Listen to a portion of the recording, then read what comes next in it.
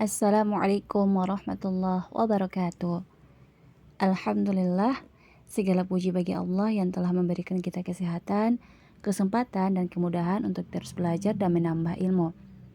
Pada video kali ini, kita akan membahas salah satu materi penting dalam ilmu nahwu yang sering muncul dalam berbagai teks Arab, baik dalam kitab-kitab klasik maupun dalam percakapan sehari-hari.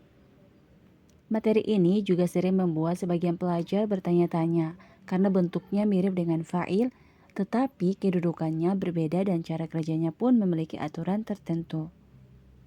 Sebelum kita masuk pada pembahasan, mari kita pahami terlebih dahulu gambaran umum tentang bagaimana kalimat berpindah dari bentuk aktif ke bentuk pasif dalam bahasa Arab, serta apa saja perubahan yang terjadi pada unsur-unsur kalimat tersebut. Dengan memahami dasar ini, insya Allah pembahasan kita akan lebih mudah dan dipahami. Nah, di sini kitab yang akan kita pakai adalah Syarhu Mukhtasar Jiddan. Tanpa berlama-lama lagi, langsung saja kita masuk ke pembahasannya. Babun maf'ul alladzi lam yusamma fa'iluhu. Bab tentang maf'ul yang tidak disebutkan fa'ilnya. Dalam bab ini, kita akan membahas tentang kalimat di mana fa'il atau pelaku dari suatu perbuatan tidak disebutkan secara eksplisit. Dalam bahasa Arab, ini dikenal sebagai fa'il mabni lil majhul, yaitu kata kerja pasif, dan naibul fa'il, yaitu pengganti fa'il.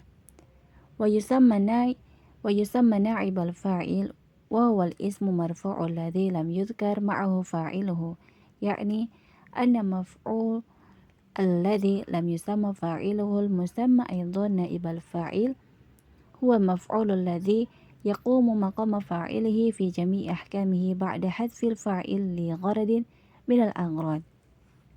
Naibul fa'il yaitu isim yang dirofakan yang tidak disebutkan fa'ilnya bersamanya.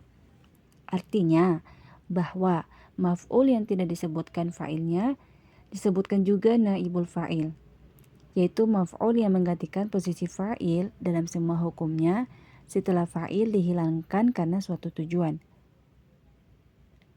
Penjelasan lebih lanjutnya, naibul fa'il adalah isim yang menempati posisi fa'il setelah fa'ilnya dihilangkan. Kemudian, ia menggantikan fa'il dalam semua hukumnya, seperti i'rab, tanda baca rofa. Dan fa'il dihilangkan karena berbagai tujuan. Misalnya, karena sudah diketahui ingin meringkas kalimat atau karena alasan lain.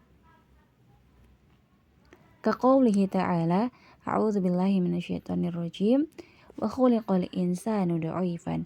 Suratun Nisa al-ayatu 28 wal aslu khalaqallahu al-insana. Al-mithalu tsani yadhrabu Zaid wal aslu yadribu Ahmadu Zaidan. Seperti firman Allah Ta'ala yang artinya dan manusia diciptakan dalam keadaan lemah, surah An-Nisa ayat 28, dan asalnya Allah menciptakan manusia. Kemudian yang kedua, yudrabu Zaid, Zaid sedang dipukul. Asalnya itu yadribu Ahmadu Zaidan, Ahmad sedang memukul Zaid. Penjelasan lebih lanjut. Dalam ayat tersebut, kata al-insanu atau manusia berkedudukan sebagai naibul fa'il. Bentuk asalnya adalah khalaqallahul insana, yang artinya Allah menciptakan manusia, di mana kata Allah atau lafzu jalalah adalah fa'il dan al-insana adalah maf'ulun bih. Karena fa'ilnya Allah sudah maklum, maka fa'ilnya dihilangkan dan maf'ul bih menggantikan posisinya sebagai naibul fa'il. Kata kerja khalaqa atau artinya menciptakan diubah menjadi bentuk pasif, yaitu khuliqa, diciptakan. Kemudian yang kedua, yudrobu, fi'il mudhari atau kata kerja sekarang yang akan datang. Mabni pasif tidak disebutkan fa'il atau pelakunya, sedangkan Zaid yaitu naibul fa'il, pengganti pelaku yang dirofakan diberi harokat dhammah secara jelas atau secara zahir atau jelas. Wa i'rabuhu khuliqa fi'lun madin mabni lima lam yusamma fa'iluhu wal insanu naibul fa'il marfu'un bid dhammati dhahirah wa dha'ifan halu minal insan. Wa yudrabu fi'lun mudhari'un mabni lima lam yusamma fa'iluhu wa zaidun naibul fa'il marfu'un bid dhammati dhahirah.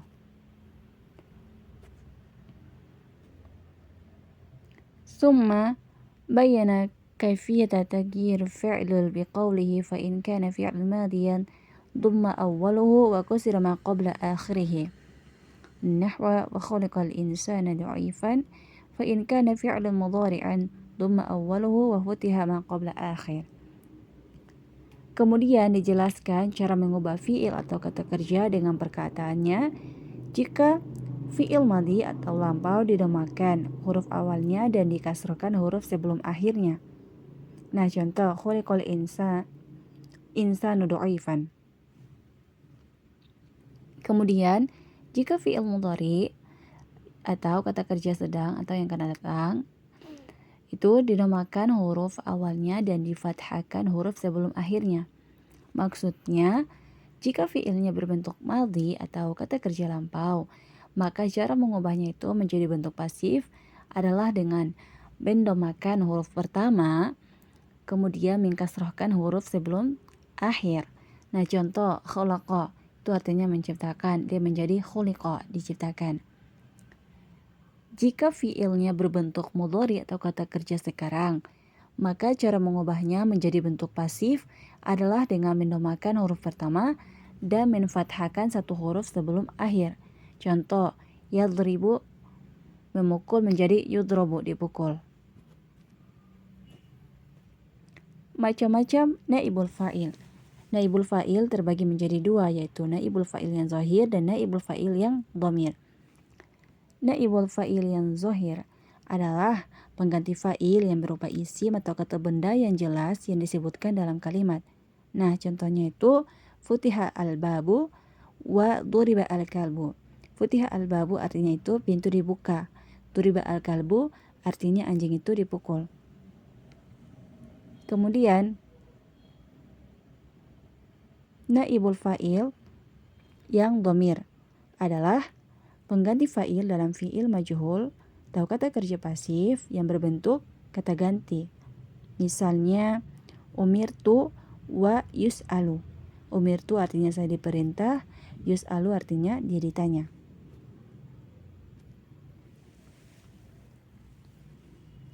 فصار مفعول مرفوعا بعد أن كان منصوبا فالتبست صورته بصورة الفاعل فاحتيج إلى تمييز أحدهما عن الآخر بحيث إذا سمع لفظ الفعل يعد أن ما بعده فاعل أو نائب عن الفاعل فبقي الفعل مع الفاعل على صورته الأصلية وغير مع نائبه. Maka jadilah maf'ul itu dirofakan setelah sebelumnya dinasabkan, sehingga bentuknya serupa dengan bentuk fa'il. Maka dibutuhkan untuk membedakan salah satunya dari yang lain. Sedemikian sehingga jika lafaz fi'al didengar, dianggap bahwa apa yang setelahnya adalah fa'il atau naibul fa'il. Maka fi'il bersama fa'il tetap pada bentuk aslinya, dan diubah bentuknya ketika bersama naibul fa'il. Penjelasan lebih lanjutnya, dalam kalimat pasif, maf'ul yang sebelumnya berharokat nasab atau fathah yang berupa objek berubah menjadi rofa atau subjek atau pelaku dan disebut naibul fa'il. Kemudian perubahan ini membuat bentuknya serupa dengan fa'il, sehingga perlu diperhatikan perubahan pada fi'il untuk membedakannya. Kemudian yang ketiga, jika fi'il tidak diubah, maka isim setelahnya adalah fa'il. Jika fi'il diubah menjadi pasif, maka isim setelahnya adalah naibul fa'il.